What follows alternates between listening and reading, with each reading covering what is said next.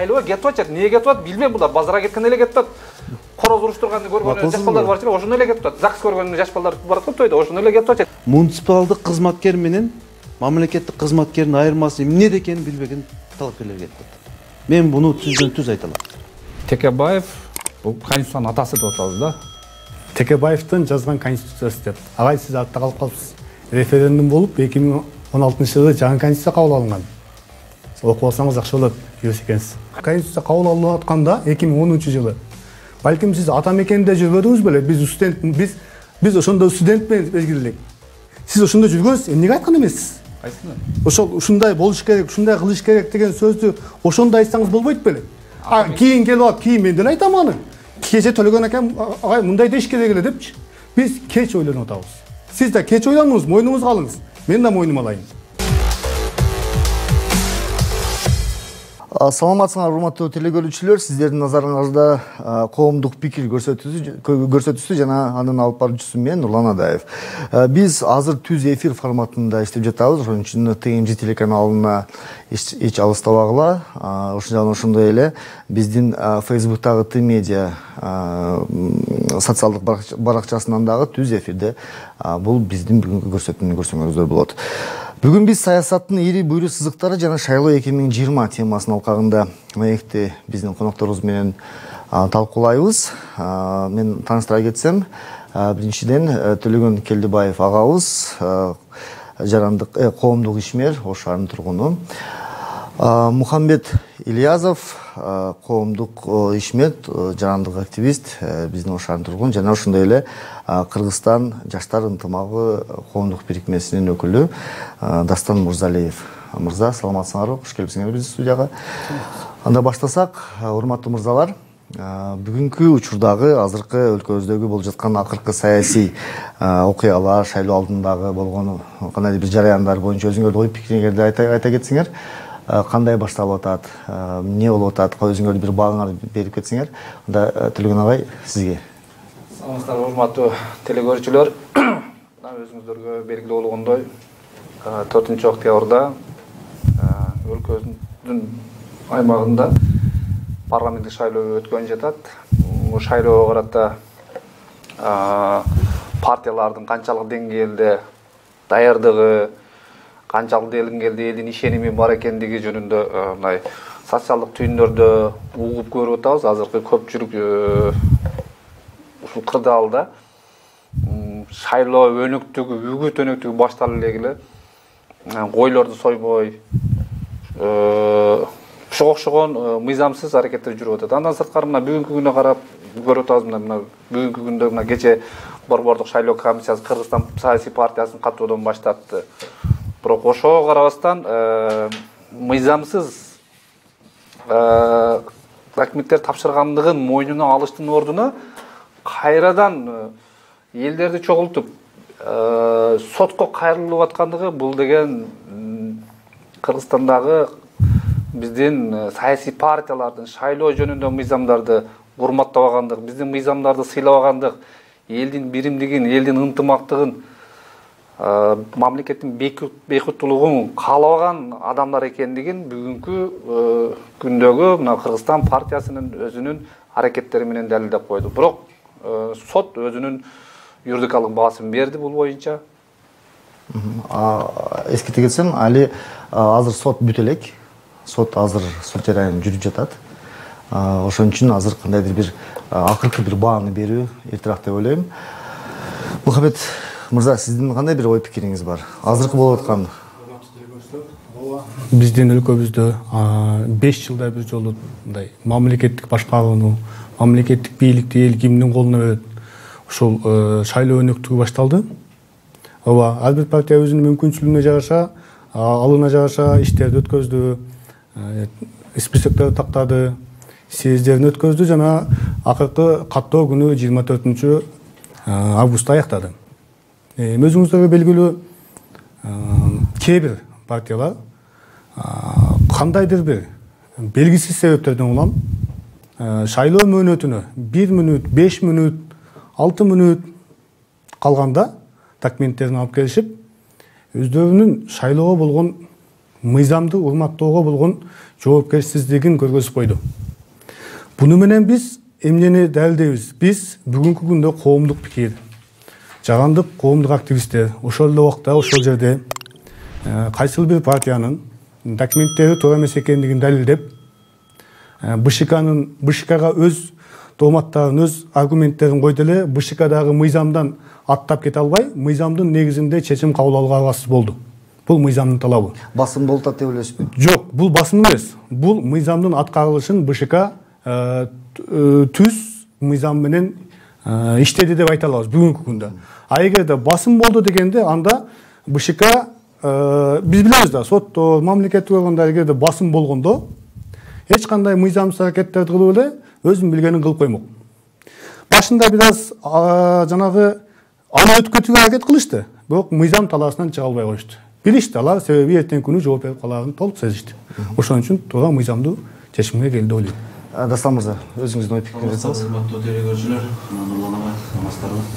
Бүгүнкү шайлоого атаандаштык менен кетип аткан бүт саясий партиялардын кечеги БШКда болгон окуядан кийинки менин оюм бул түздөн түз баягы жанагы активист, элге таанылып калган, башы көрүнгөн адам биздин баягы ыктыярчыларыбыз деп коелу.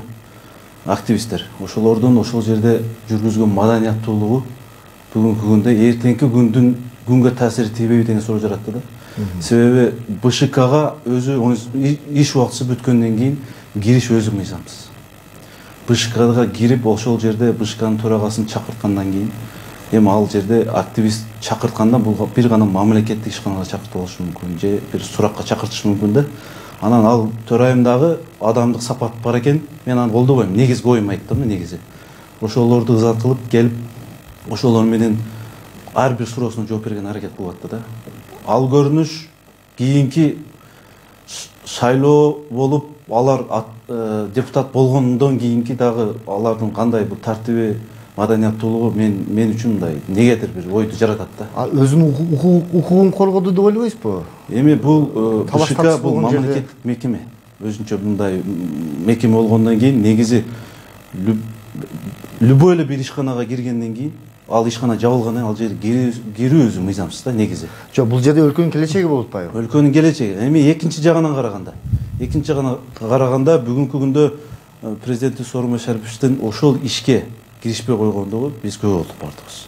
Мен ойлойм, буга эч кандай бир комментарий да бербеди. Эч кандай жөнүштө. Төлөгөн агай, сиздин бир айта турган сөзүңүз бар окшойт? Эми Дастан мырза айтып атпайбы, баягы иш убагы бүткөндөн кийин келбей коюш керек эле деп атат да. Негизинен бул азыр Кыргызстандын бардык мамлекет боюнча 6 миллион эл болсо, ошонун бардыгы БШКны карап турат. Эгерде ошо төрайым ошол убакта келбегенде стабилдүүлүк бузулуп кетиши мүмкүн эле. Ал өзүнүн бардыгын жайгарып, мыйзам чегинде чечилерин бардыгын түшүндүрүштөрүн жүргүздү. Биринчиден, экинчиден аз мен айтып бүтөйүн. Мен өз сөзүм бүтө элек туруп, бул жака сөз берип кетти да. Мен оюмду, сөзүм акырына чейин айтып бүткөндөн кийин, бул жак комментарий берсе, ошондо жакшы кетмек негизичи. Азыр мен терс жагын, оң жагын да айтышыбыз керек да. Эми оң жагын айтабыз да. Оң жагын айтканда, бүгүнкү күндө жаранды активисттерди кечиресиз Төлөгөн мырза. Бүгүнкү күндө жаранды активисттердин ушунчалык активдештелип, ошончо мындай депутат башы менен да барып атышты, кээ биркилер журналисттер да жүрдү. Алардын бүгүнкү күндө ушундай талап койгону бул түздөн түз элдин көйгөйүн алып барышты ал жерге. Ошонун мыйзамдуулугун карайлы депчи. Эми мыйзамда кандай көрсөтүлгөн болсо, ошону баардыгы сакташыбыз керек. Негизичи. 18.00 болгонбуз, 18.00. Эми аны сот аныктайт, өзүңүз айтканчы. Сот аныктайт, баардык комиссия өзүнүн баардык чечимин чыгарды. Эми мындай ар тараптуу да карашыбыз керек да, бир тарапты эле жаман көрсөтө берген менен болбойт. Биз элдин оюнда мындай нейтралдуу ой көрсөткөндөр да болуш керек деген ойдомун. Мен дагы бир силерге бардыгыңарга бир суроо бергим келип атат.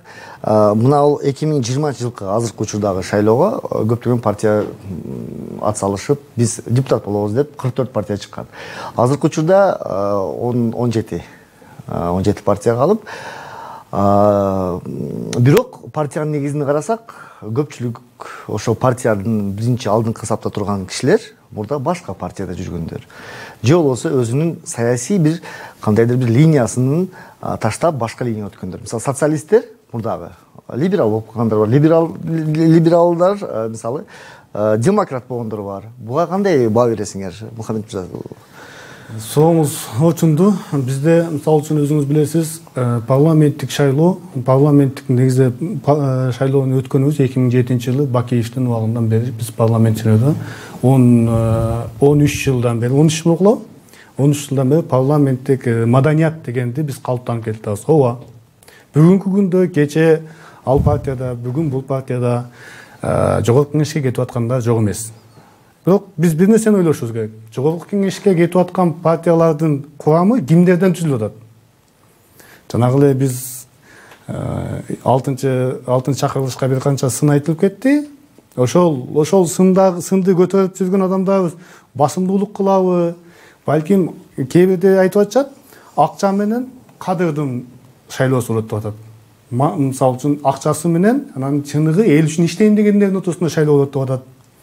Сиз айтып атасыз, башка партиядан башка партияга өткөргөн себеби бул бир идеядагы, бир багыттагы адамдардын топтолуусу, бир десек болот. Экинчи жагынан бизге өзүбүзгө белгилүү. Жанагы мен сизди сөзүңүздү бузуп коеюн, ошо бир идеянын астында топтолгон кишилер. Бирок мурда 5 жыл мурда башка идея эле, андан кийин алдында дагы бир башка идеяда жүргөн да бар. Ошону мен сизге айтып идеясыны алмаштыруу ушунча оңой болуп калдыбы? Идеясын алмаштыруу ошо бизде саясий маданияттын калыптануусу. Биз өнүккөн парламенттик башка дагы өнүккөн өлкөлөрдү карасак деле алар башталганда эле саясий парламенттик өлкөгө өткөндө эле өнүгүп кете алган эмес. Парламентаризмдин бул өзүнүн этаптары менен өнүгүп кетип атат деп ойлойм. Биз 13 жыл көп эмеспи? Biz менимче биз эми бала деле бат эле басып кетпейт да, тамтың басат, жөрмөлөйт, андан кийин ал басат. Бизде ошол Кудай кааласа басып калдык деп ойлойм. Мен тамтың басып калдык. Акыркы жаңылыктардан айта кетсем, биздин Ош шаардык кеңешине бир саясий партиянын атын атап эле коеюн. Бирок ат салышып, анан ал партиянын Бишкектеги мүчөлөрү башка бир чоң партияга кошулуп кетти. Бирок оштуктар кошулган жок. Ошо негизинде кандай деп ойлойсуз? Булар туура кылдыбы, же туура эмес кылдыбы? Же ошол Бишкектеги мындай дегенде ал чоңдору айтканын кылыш керек беле? Позициясын кармап туруп алды. Мындайда бизде биринчиден Кыргызстанда партиялык система калыптанып бүтө элек. Себеби бир партиядан башка партияга секирип өтүп кетти деп атпайсыңарбы азыр? Туура. А биздин саясий партиялар жөнүндө мыйзамда башка партиядан башка партияга өтүп талапкер болсо болбойт деген бөгөттөр же шайлоо мыйзамында же саясий партиялар жөнүндө мыйзамдарда мындай талаптар жок. Ал эми бир партия менен бир партия менен шайлоого биригип атат, анан кээ бирки башка аймактагы баягы бөлүмдөрү, аймактык координаторлору каалабай койду деп атпайбызбы? Эми биздин партиялардын ар биринин уставы бар. Уставына жараша партиялардын съезди өтүш керек. Эгер бир партия менен шайлоого блок болуп бара турган болсо, ошол партиянын съезди өтүп, бул съезди деген бул конференциясы партиянын эң жогорку чечими болуп эсептелинет. Ошонун чечими менен гана партиялар биригип кол коюшкандан кийин ал гана ошондо легитимдүү, мыйзамдуу болот. Азыркы партиялар 6 партия бирикти, 7 партия бирикти деп атышат. Ошолордун бирөөсүнүн дагы съезди өткөн жок. Бунун бардыгы мыйзамсыз. Рахмат чоң, азыр бизде реклама тыныгы бар, андан соң улантабыз. Дагы бир ирет саламатсыңар, урматтуу телекөрүүчүлөр. Түз эфирде, Түз ободо, ТМЖ телеканалында жана Т-медианын Фейсбуктагы социалдык баракчаларында бизде коомдук пикир телекөрсөтүүсү уланып жатат. Бүгүн биз саясаттын ири бүрү сызыктары жана шайлоо 2020 темасында кеп кылып жатабыз. Биздин коноктор менен акыркы жаңылыктардан бөлүшүп коеюн. Кыргызстан партиясы шайлоого катышат. Анда эмесе уланталы. Бир ошол тынууга чейин болуп аткан бир суроону талкуулап кетсек, эмне үчүн бизде Кыргызстанда ошо партиянын мүчөлөрү партияны алмаштыруу бир мындай практикасы эч кандай бир коомчулук тарабынанбы же өздөрүнүн тарабынанбы бир сынга кабыл алынбайт? Эмне үчүн башка мамлекеттерде мисалы бир партияны мисалы мүчө болсо, ошол өлгүчө же канчага чейин ошол партиянын идеологиясы менен барат. А бизде болсо кандай, эмне үчүн ондой? уруксат болсо менин оюм да жеке оюм. Негизи эле бардык эле партиянын идеясы кайсы гана партияга кошулбасын. Ушу Кыргызстан өнүксүн деп барат да. Ушу Кыргызстан өнүксүн салым кошоюн. Ушу депутат болуп болсом колум узарат эле деген мындай жөнөкөй сөз менен сүйлөйлү. Мындай теоретически сүйлөй берсек эл анда тажаган. Биз жөнөкөй сөз менен, нукура сөздөр менен элдин мындай бия кана турган мындай сөздөр менен сүйлөшүбүз керек да. Ошону эл түшүнө турган кылып, азыр биз бул жерде туруп андай сүйлөгөнүбүз менен элге жетпей калышы мүмкүн.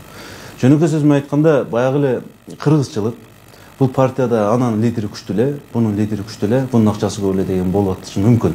Якобы. Мен мындай точно айта албайм. Ушундай ой пикирлер бар да. Ошол менен кетсе мен депутат. Сиз ошол ой пикирлер менен макулсузбу? Ошол ой пикир менен макул мен макул эмесмин, сөзүн ачыгы. Өзү адамдын бардык эле адамдын өзүнүн бир принцип болуш керек да жашоодочу. Бир принцип менен бир партия, ошол партияны гүлдөтүп, ошол партияга мен деген активисттер өздөрү ыктыяр менен кошулуп, мындай Кыргызстан өнүгүшүнө биригиш керек да. Биригип, биримдикте мындай жакшы күч болуш керек да. Ошону саясий кылып эле топ-топко бөлүнүп, жанагы эле элди бул партия ал партияга бөлүп да Кыргызстан өнүгүшүнө эч ким көңүл бурбайт. Мен аны түшүнүп атам, Дастан мырза, сиздин оюңуз өтө жакшы. Бирок мен көп саясатчылар менен сүйлөшөм да. Анан сиз кимсиз? Сиз либералсызбы? Сиз демократсызбы? Сиз социалистсизби десек, өздөрү ошол сөздөрдү түшүнүшпөйт. Теоретически бирок алар 2-3 жолу жогорку кеңештин депутаттары болгон. Алар ошол өзүнүн мен саясатчымын дейт, бирок чынына келгенде ал саясатчы эмес деп ойлойм да. Сиз кандай кошуласыз бул суроого? Мындай да, бизде партиядан партияга секирип өтүп атышпайбы? Партиядан партияга эмес, мисалы айтайлы, мына идеологиядан дейли. Бир партиянын өзүнүн идеясы бар, идеологиясы бар да. Ошо бир идеологияны чаңып, башка бир идеологияга кошулуп атканына. Азыр бизде саясатта жүргөн бир Кыргызстандын мамлекет саясатын бийик деңгээлине чыккан бир 200 адам бар да. Олордун көпчүлүгү демократиялык партиябы, либералдык партиябы, мекенчилик партиябы, кандай партия аны кызыктырбайт. Кайсы партия ушул келе жаткан шайлоодо утканга мүмкүнчүлүгү бар? Лидери ким? Ошосун гана тандайт. Анда болсо биз ондо партияны эмес, анда мурдагыдай эски замандагыдай одномандатный кылып шайлаганыбыз жакшы эмес? Ооба, азыр бизде партиялык система калыптанып бүт элек бүгүнкү күндө. Азыркы мына келе жаткан шайлоодо ошонун мына айта турган болсок, биздин Кыргызстандагы саясий партиялардын баардыгын күбөлөгүн карасаң менчик деп турат. Менчик. Партиянын лидерлери чече берет. Мына азыр көрүп атасыңар, тизме боюнча чырчыгып атат. Бунун баардыгын биздин партиянын лидерлери баардыгы диктатор болуп алган.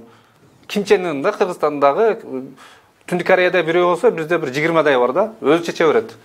Каласа тизмени башына чыгарып коет, каласа түшүрөт, каласа бир туугандан кошулат, каласа аялын, любовниктерин кошуп, кайра алып $200,000 бер, $1 миллион бер. Бул деген менчик, бул партиянын съездин, партиянын уставын, саясий кеңештин чечимдерин алар менен макулдашпайт. Бир дагы партия бүгүнкү күндө мына шайлоого аттанып аткан, булардын элдин ишеними жок. Мына азыр мына курултайларын өткөрдүм, мен бардыгынын курултайларын көрдүм. Бир Кыргызстанды өнүктүрө турган бир жакшы сөздөрү айтылбады да. Бунун кесепетинен эртең көпчүлүк мандатка ээ боло турган партия жок. Өкмөт курай турган партия жок. Бүгүнкү кетип аткан шайлоого качып аткан партиялардын арасынан бардыгы атамекен баш болуп, өкмөттүн курамын курай турганга кадры жок. Бирок шайлоого кетип атат, эмне кетип атат билбейм, булар базарга кеткен эле кетип атат. Короз уруштурганды көргөн жаш балдар бар чыгып, ошону эле кетип атат. ЗАГС көргөн жаш балдар барат го тойдо, ошону эле кетип атат. Эмне кетип атканын өздөрү эми билбейт. О жерге барып эмне кылыштарын атамекен баш болуп, биримдиги мекенин Кыргызстан бардыгы өкмөт кура албайт. Азыр дагы мына мурдагыдай кылып 20дан мандатты бөлүп алышат дагы олигархтар. Өзүнүн бизнесин коргоп турат. Анан бизнесин коргойт дагы, анан өкмөттүн курамынан анан баягы койдун жилигин жилик деген ыңсы жилик дейт. Сиз макулсузбу? Биздин мамлекет конституцияда жазылган ар бир адам өзүнүн оюн эркин ачык айтканга укуктуу. Бул мен жеке бул агайдын өзүнүн пикири деп ойлойм. Эгерде бул мамлекетте өкмөттү курай ала турган, мамлекеттик саясатты алып кете ала турган адам жок болуп калса, ондо кыямат кайынга биз келип калыппыз деп ойлойм да. Биз жана айттым, саясий маданият бул партиялык тизме менен биз эгемендүү болгонубузга 30 жыл болду. жана азыр айтып кетти, бул партиялар менчик башка болушу мүмкүн. Болот, бул мыйзамда ошентип жазылган. Биз чогуу 2007 жылга чейин бир мандаттуу шайлоо системасында да жашап келдик. Ооба. Ал мезгилде карапайым дыйкан, мугалим депутат боло алат болчу. Бүгүнкү күндү карап көрөлү. Эгерде кайсы оштон эле кайсы бир эң чоң районун алып көрөлү. Адына бир мандаттуу шайлоо боло турган болсо, кимдер депутат болот? Бандити, акчасы көбү, башкасы. Бүгүнкү биздин парламентте көп болбосо дагы аз-аздан мугалим, врач, журналист, акчасы жок жөнөкөй кыргыздын патриотумун деген чыган жаш улан кыздарыбыз депутат болот атпайбы? Бул дагы бүгүнкү бул системанын артыкчылыгы. Алар депутат боло элек, бирок мүмкүнчүлүк түзүлүп атса керек. Жок, мүмкүнчүлүк түзүлүп атат, болуп атат. Мисалы үчүн бүгүнкү мен азыр кайсыл бир партиянын атын айта турган болсом, ал шайлоого карата үгүт болуп калышы мүмкүн. Мени ошол нерсе, кээ бир нерсеге бул агай мажбурлап атат. Бирок мен айтпайм аны. Угуптуңуз агай. Мен факты катары айтпайын. Жанар Акаев бул Катардагы журналист. Карапайым үй бүлөдөн чыккан журналист. Депутат болду, мисалы үчүн. Буну мисал алсак болот да. Эгерде бүгүнкү күндө ошо Жанар Акаев алайга келе турган болсо, депутат боло алабы? Сиздин жеке көз карашыңызда. Анда мандат кыйданбы?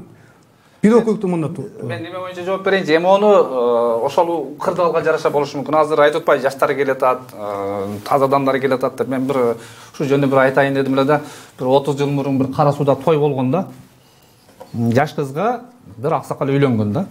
Комсомольский вечерде Оштон 5-курстун студенти жакшынакай симпатичный баланы костюм кийгизип, элдин алдына отургузган. Той бүтүп, нике кыярда подарка садаркасын берип, тыйынтыпыр берип туруп, узатып берген. Азыркы да куд ошондой болот да. Никесин кыярда баягы карышкыр жаш кызды алып кетип калды. Берки подаркасын алгана сүйүнүп кетти. Азыр буларга тыйынтыпыр берет, кичине кызматтарга берет, кетет булар. Мисалы мен айтсаңыз, мен сизди көп жылдан бери тааныйм да. Ошол 2005 жылдан бери сиз өлкөбүздүн түштүгүндөгү Оштун саясий жашоосунда өтө активдүү катышып келатасыз да. Көптөгөн шайлоого катыштыңыз. Эмне акыркы жыйынтыкка келдиңиз? Биздин Кыргызстандагы саясат тазабы? Кыргызстанда таза эмес, мыйзамдардагы, шайлоолорубуз дагы таза эмес. Мисалы ошол эле биздин айтып атпайбызбы, мына Текебаев бул конституциянын атасы деп атабыз да. Мен өзүм юрист катары ушул конституцияны изилдеп көрдүм да, 2 жылдан бери изилдеп көрүп атам. Эмне үчүн биз парламенттик башкарууга өтө албай атабыз? Ага менен президент башкарып атат. Эмне үчүн? Эмне үчүн өкмөттөрү сылайбыз болуп атат? Карап көрсөк, биздин конституцияда ошол Текебаев бияктын жазган конституциясында кемчилдиги улуттук коопсуздук кызматын башкы прокурорду президент дайындап атат. Президентке түз баш ийип атат. Күч органы кимдин колунда болсо, бийлик ошонун колунда болот. Буну эгерде Текебаев жазбаса, келечекте биз жазышыбыз мүмкүн. Буну референдум аркылуу болсо да биз парламентке өткөрүп беришибиз керек. Мисалы, азыр Дастан мырза, айтып берип коеюн мен. Мисалы, мына омбудсменди жогорку кеңеш шайлайт, жогорку кеңешке баш ийет. Ошондо анан кийин стабилдүүлүк болот, ошондо саясий куугунтук токтойт, ошондо соттор адилеттүү чечим чыгарат. Мына азыркы ошол эле ата мекен бүгүнкү күндө парламентте отурат, биримдиги отурат, мекенин Кыргызстан депутаттары отурат. Мына олигархтарды келтирбей турган, сотторду коррупция албай турган мыйзамдарды жазыштыбы? Жазган жок. Рахмат, Дастан мырза. Негизи мына парламентке баргандан кийин, жогорку кеңешке депутат болгондон кийин ал жер мындай мыйзам чыгаруучу палата да, ал жерчи. Анан өзүн бир жерде ачып, бир нерселерди курдуртуп, инвестор тартып, өзүн реклама кыла турган жер эмес. Элге, анан мамлекеттик кызматкерлерге керек мыйзам чыгара турган палата да ал жер. Сөзүн мындай эң тоготор жери.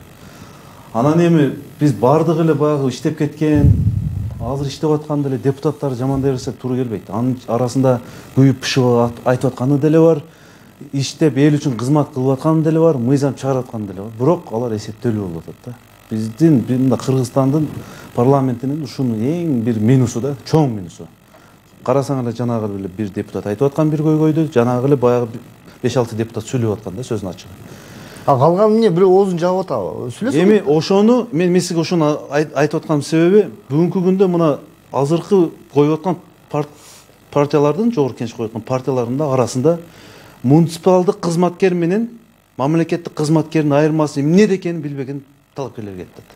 Мен буну түздөн түз айта алам. Өзүнө да суроо берем мамети келсечи. Бирок мындай да, эми бирөөнү эле каралай берсең, мага жакындар ону жаман көрүп калышы мүмкүн да. Мейли, шанс келсин, убакыты келсин, бирок убакыт берилип келди да ушул күнгө чейин. Бир мындай бир чечкиндүү иш жок. Жана президентибиз мына чын айтайын, мен ал кишини азыркы жүргүзүп аткан политикасын колдойм, сөзүн ачыгы. Болушунча ушу жалгыз өзү команда ушу жанындагылар менен иштеп атат, кыдырып атат. Ошол күнү биз съезд өткөрүп отурабыз. Талпа болчу. Бул дегенде мындай негизи президенттин азыр айтып аткандарын ошондой аткара турган болсок, калган мамлекеттик кызматкерлер, муниципалдык кызматкерлер ошо жакшы кетмек. Мен ошо айтам да, мисалы президент деле өзүңөр билесиңер бир партиядан чыккан киши. Депутаттар дагы 5-6 партиядан чыккан киши болуп атпайбы? Ошол партиялар бири-бирине идеясы, идеологиясы дал келбеген учурлар болуп атат. Бирок эмнегедир ошол конструктивдик, аргументтик негизде бир талкуу жаралбастан эле дагы эле ошол болуп атат да. Кечиресиз, мен бир нерсени айтып өтөйүн, кечиресиз. Азыр бул жак берсек Мухаммед. Эми биз мага чейин агайлар айтып кетти, Текебаевдин жазган конституциясы деп. Агай сиз артта калып калыпсыз. Референдум болуп 2016-жылы жаңы конституция кабыл алынган. Окуп алсаңыз жакшы болот, кирсе экенсиз. Кайсы жылы? 2016. Болду? Жок. Тилекмин айтайын дегеним, мына агай айтып атат, биз конституция андай болуп атат, мындай болуп атат, иштебей атабыз, кылбай атабыз дейт. Жок, биз кылып атабыз агай. Биз өзүбүзгө өзүбүз кылып атабыз. Биз элдин саясий маданиятын көтөрмөй сайын парламенттен талап кыла албайбыз. Себеби биз элибиз ол депутаттар асмандан түшүп келген жок да. Сиз экөөбүздүн, үчөөбүздүн айланабыздан, арабыздан соолуп чыгып, алдыбызга келип атат да, добуш берип кой деп. Биз ону көрпендечилик кылып, жеке кызыкчылыгыбызга пайдаланып, ошолорду шайлап атпайбызбы? Ошону шайлап аткан сиздин тууганыңыз, менин тууганым, сиздин досуңуз, менин досум. Биз элге айталы да. Анан ал жака биз кандай адамды шайласак, ошондой адам иштейт да. Мындай да. Болду. Жооп бере берем Нурлан. Эми биринчи баягы немесине комментарийсине жооп берип коеюн. Конституция 2016-жылы жаңыланган деп атат. Кыргызстанда конституция бир эле жолу кабыл алынган 93-жылы. Калгандарычы жөн бийликти 2-3 эле беренеси бар. Президент, өкмөт, спикер, парламент. Ошонун гана бийлиги гана талашып келатышат. Калгандары адам укугу, башкалары ошо боюнча өзгөргөн жок. Кечиресиң дейм. Ал эми биз пулдуларды шайлап атабыз, элдин кулк мүнөзү өзгөрбөй атат. Кулк мүнөзү өзгөртүш үчүн ошол эле Атамекен 20 жылдан бери парламентте отурат. Мыйзам менен бөгөт коюш керек эле. Мыйзам менен бөгөт койсок, азыркы уруулар бара албайт болчу. Израилде олигархтарды, кылмышкерлерди шайлоого катыштырбайт. Анын бир туугандарым мыйзам бар. Бизде да куд ошондой мыйзам кабыл алынганда ууру кескилер жоголот. Ошондо шайлоо таза өтөт. Бизде качан шайлоо кодексине жүрөгүнө элинде күйгөн, Кудайдан корккон, ыймандуу адам парламентке депутат болуп барат, ошондо ошол мыйзамдар кабыл алынат, ошондо гана орнотулат. Мен эсиме бир келип калды. Агай сиз Атамекен деп Атамекенге айтып атасыз. Ошол конституцияны жазып атып, конституция кабыл алынып атканда 2010-жылы. Балким сиз Атамекенде жүрбөдүңүз беле? Биз ошондо студент менен мезгилдик. Сиз ошондо жүргөнсүз, эмнеге айткан эмессиз? Кайсыны? Ошол ушундай болуш керек, ушундай кылыш керек деген сөздү ошондо айтсаңыз болбойт беле? Кийин келип алып, кийин мен деле айтам аны. Кече төлөгөн акам агай мындай деш керек эле депчи. Биз кеч ойлонуп атабыз. Сиз да кеч ойлонуңуз, мойнуңузга алыңыз. Мен да мойнума алайын. Болгону Атамекендин кетишине ошол себепчи болгон. Негизи ошол. Мен биринчиден айтайын, эки жак талашып тартышып атат. Негизи эле талашып тартышкан эч нерсеге алып барбайт да, сөзүн ачыгы. Ушундай күчтүү болсок, кыйын болсок, мына мен мактанбайм, бирок бүгүнкү күндө шариатта дагы экинчи жагы жарыя деген бар экен да. Биз көптөгөн жакшы иштер кылып жүрөбүз. Ошон менен бирге соцсеттерге чыгарып, реклама десе, ар ким арганын деңгээлинде түшүнүп атат да. Кудайга шүгүр, мына мүчөлөрүбүз көбөйүп күндөн күнгө, өз ыктыярчылар ашар жолунда эле мисалы үчүн мен бир лотогун алып келем, бирөө бир шагылын түшүрөт, бир цементин алып келет, ошентип иш кылып атабыз бир мүнөттө. Мына эми парламентке, жогорку кеңешке депутаттыкка дегенде көрүп атабыз канча миң угуп атабыз да, эми биз мынанча кошуп кириптир, мынанча болуп мүчө болуптур, мынанча болуп талапкер болуптур. Мен аны точно айта албайм. Бул якобы мен угуп аткан миш-миштер да. Бирок ошол акчаны азыр бүгүнкү 6 миллионго кече Жалал Абадта 6 миллион сомго 150 орунду мектеп курду. Туурабы? Мисалы. Өзгөндө курду. А неге сөзсүз эле депутат болуш үчүн эмес, элге таанылыш үчүн. Ушундай авторитет болгуң келип атса, сен элиңе кызмат кыл, шаарыңа кызмат кыл. Анан таза иштеп аткан жетекчиң болобу, президентиң болобу, жаныңда башка партиянын өкүлү болобу, ошону макта. Ошонун жол мындай көмөк көрсөтүп эле ушундай кызмат кылсак болот да. Не обязательно ошо депутаттыкка аттаныш. Оң колуң бергенди сол колуң көрбөсүн дейт. Көрбөсүн. Болду. Алланын ыраазычылыгы үчүн деп. Жок, анан эмнеге көбүнчө ошол сиз айткан коомдук бирикмелер, көбүнчө ошол пиар маселесин көбүрөөк кылып, анан кийин эле коомдук бирикме барып туруп саясий партияга айланып атат. Мен түздөн-түз ушул нерсеге азыр жооп берейин деп аттым эле да. Бул пиар кылып атканын себеби ушу кийинки муунга, акчасы бар кемчен тойлорго ошо үлгү болсун дейбиз да. Ошолор дагы бир ушу бизге атан талаш болсо дагы баягы бизде оштукча алам болуп кетет дагы, ал дагы бир иш чара кыла койсун дейбиз да. Ал иш чара ошо элге кызмат кылга турган нерсе болсун дейбиз. Бүгүнкү күндө көрүп атабыз, кылгандар кылып атат, кылбаганы капчыгын жамынып жатат дегендей. Бирок эми биз ошондой иштерди кылып атып, анча-мынча да биздин үнүбүз жетпей калган жерлер болуп атат да. Бизге мына жерге бүгүнкү күндө бирок Таалайбек Сарыбашев мэр, биз кайсыл жерди сурабайлы, муниципалдык жерди бизге уруксатын берип, бизге дубасын берип атат. Сөзүнүн ачыгы. Анысына чоң рахмат. Бирок кээ бирки ишканалар, кээ бирки жерлер биз баягы малый персонал катары эле көрүп, анча-мынча суранган нерсебизде, кагаз түрүндө кайрылган нерсебизге деле жооп жок. Эч бир мындай жыйынтыксырап кетип атат. Эми бир нерсе. Темадан кетпейли. Эми бир нерсе. Кечиресиз. Мен биз коомдук бирикме болуп туруп, мүчө болуп туруп, биз ушундай иштерди кылып, Кудай кааласа да ниеттерибиз чоң. Бюджеттен урдабай, өзүбүз тапкан айлыкты деле бөлүп болсо. Бул эми агитация болобу? Жок, мисалы агитация эмес. Бул мындай ошол неге биз аттансак болбойт деген суроо болду да. Ошондой эле ой болду. Сиз ушундай кайрымдуулук иштерди кылып атам деп атасыз. Башка сиздин ушу кайрымдуулук иштериңиз саясатка аралашып кетпейби? Аралашпайт. Сиз кайрымдуулук иштерди кылып аткан кайрымдуулук фонддун мүчөлөрү кайсыл бир партиянын курамынан шаардык кеңешке же жогорку кеңешке катышпайбы? Жок. Сиз дагы эч кандай шайлоого катышпайсыз. Жок, сиздин мүчөлөрүңүз катышпайбы? Мүчөлөрдүн өзүнүн ыктыяры да. Биз аларды балким сиз катышпа, мен мына катышпай дей албайм. Ал граждандык укугубуз биздин. Мен аларга тыюу сала албайбыз. Ар ким өзүнүн билгенин кылат. Себеби мен айтайын дегеним бизде коомдук бирикме, коомдук уюм фонд ачып алып, жардам берилмиш болуп, эртеси келгенде биз паланча күнү паланча унап келгенбиз, эт ап келгенбиз, май ап келгенбиз деп элдин добушун сатып алган азаматтар жок эмес. Мен ошон үчүн сурадым бул жактан. Эми бир нерсе сизде суроо да, мен встречный вопрос берейин. Биз кылып аткан иштер жаманбы? Албетте жакшы. Болду. Албетте, өзү айтты. Түргөн мырза, сиз айта турган сөзүңүз бар да? Мындай кылсак туугандар, азыр биз кандай кылсак шайлоо таза өтөт. Ооба, ошол жакка өтөлү. Басым жасасак. Эми азыр 2020-жылда боло турган күздөгү 7-октябрдагы боло турган шайлоо таза өтөт деп бирөөбүз да айта албайбыз. Административдик ресурс, акча сатып алмай бул Кыргызстандын бир топ жылдан бери болуп келаткан бул өнөкөт оорусу. Бунун айыгуунун жолдорунун бири биз ушул шайлоо кодексине өзгөртүүлөрдү киргизишибиз керек. Кимдер талапкер болот? Биз качан гана ушул арам адалы аралашып топтолгон, байлыгын топтогон адамдарды биз партиядан шайлоо өнөктүгүнөн четтеткенде бөгөт койгонубузда олигархтарга ошондо шайлоо таза. Жок, сиз азыр аларга акырат келтирген жоксузбу? Себеби сиз мурдагы болгон депутаттарга дагы ушундай бир жаман сөздөр айтып кеттиңиз эле. Алар өздөрү үчүн, үй бүлөсү үчүн, өзүнүн шайлоосу үчүн ак таза адамдар да.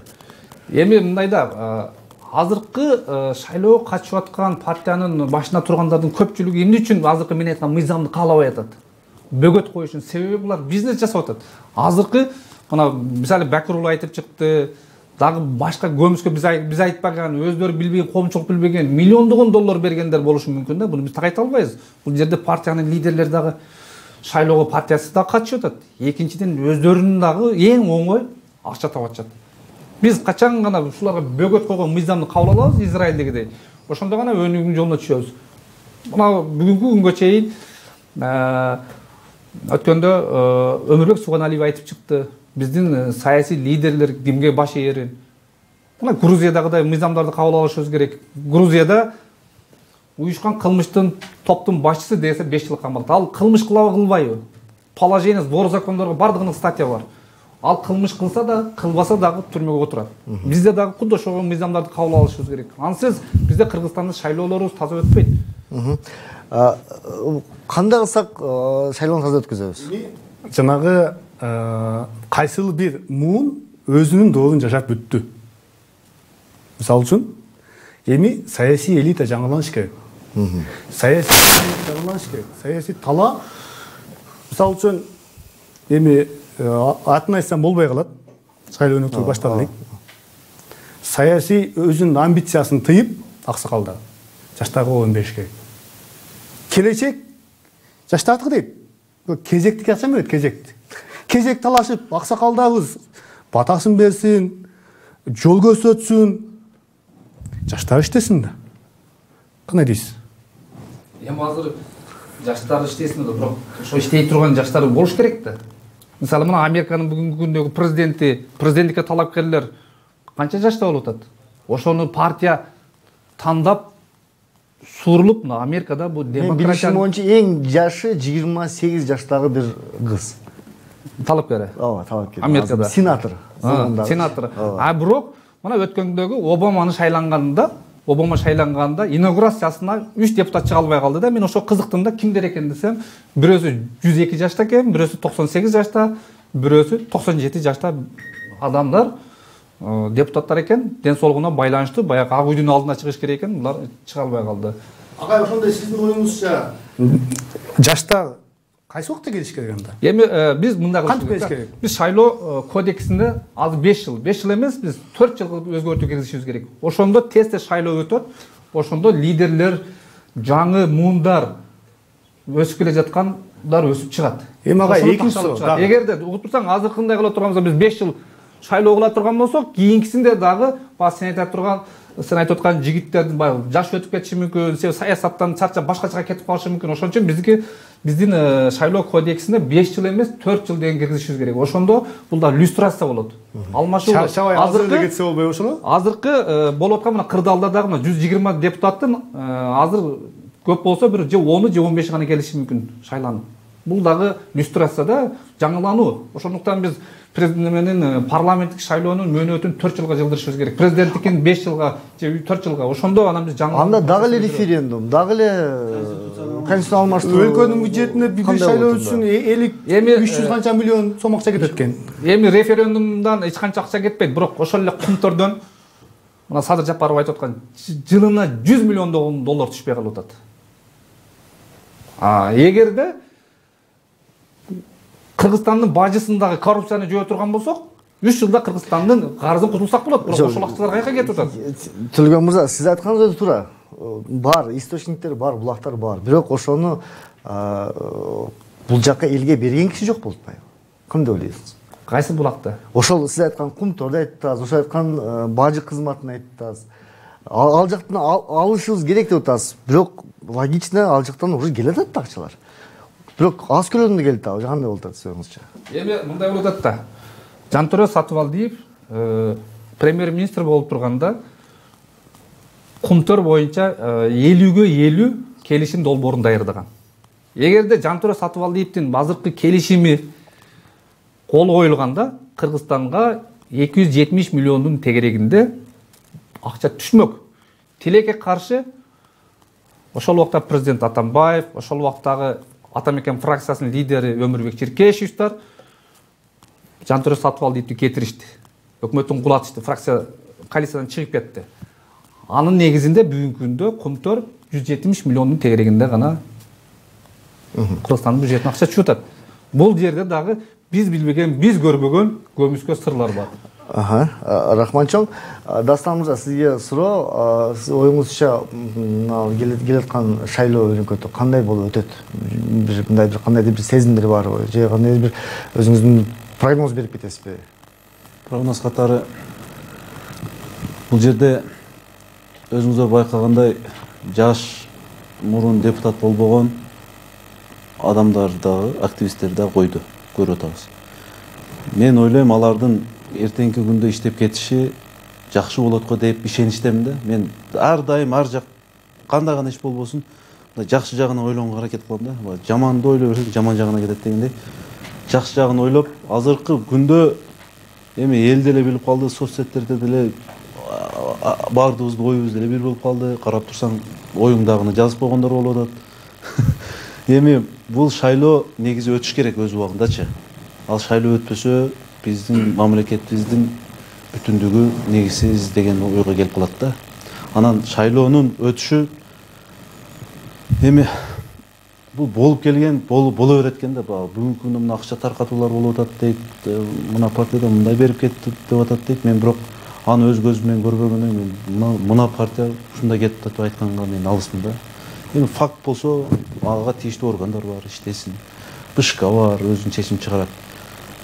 Мен прогнозум бул шайлоо дагы президент киришпей койгондугуна байланыштуу болушу мүмкүн. Бул шайлоо дагы мындай таза өтүшүнө мен толук ишене албайм, сөзүн ачыгы. Кээ бирки партиялар таза өтөбүз, биз бербейбиз эч нерсе деп аракет кылса, башкалар жактан андай көрүнүш болуп калышы мүмкүн дагы. Атаан талашуунун негизинде анан кийин баардыгы берип калышы мүмкүн да. Себеби жанагы эле убадалардын толук үстүнө чыгышына кандай деп карайсыңар? Убада партиялар ар дайым убада беришет го. Боло турган убаданы бериш керек. Эми колдон келген убаданы бериш керек да. Туура, биринчиден колдон келе турган убадаларды бериш керек, бирок азыркы мына шайлоодо бир дагы партия убада бербей атат. Себеби коркуп калышты. Себеби коркуп калышты. Программаларында эми жок, 400 завод курабыз, мындай кылабыз, айлыкты 30 миңге чыгарабыз дегендер мындай жөн ойноп айтып коюшкан да. А иш жүзүндө казынада ондай акча жок. Ону завод кура албайт. Бирок аны эл түшүнбөйт да. Эл билбейт. Эми элди алдап койду. Эми эмне үчүн мына шайлоолордо мен бир нерсени Нурлан мырза айтайын дедим эле. Эмне үчүн биздин элибиз акчаны сурап атат? Бер деп. Эл сурап атабы? Жок, эми көйгөйүм чечип бер деп атат да. Азыр каерге барсаң эле көпөрөбүздү оңдоп береби экен. Мына жерди ремонт кылып береби экен, каналыбызды чаптырып береби экен. Толгонтук кой, социалдык маселелерди, жергиликтүү бийлик чече турган маселелерди булар айтып атат. Чечтиртебиз деп. Себеби алар мукурап атат эл. Ал ондогон 20 жылдардан бери ол маселелер чече албай атат. Себеби жергиликтүү бюджетте андай акча жок. Бирок ол акчалар каяка түшпөй атат. Эмне үчүн? Мына Темир Сарый премьер-министр болуп турган айтты эле. Кыргызстандын көмүскө экономикасы 50 алтын 40-тын тегерегинде dedi. Бул деген миллиардтаган сом деген түшүнүрөт да. Бул салык түшпөй атат. Бул азыркы чачылып аткан акчалар, шайлоого чачыла турган акчалардын бардыгы өзү жергиликтүү казынага, республикалык казынага түшө турган акчалар. Бирок алар түшпөй, байларды чөнтөгүндө. Убадалар жөнүндө азыр реклама тынуудан кийин сүйлөшөбүз. Азыр реклама тынуудан кийин маегиз улантабыз.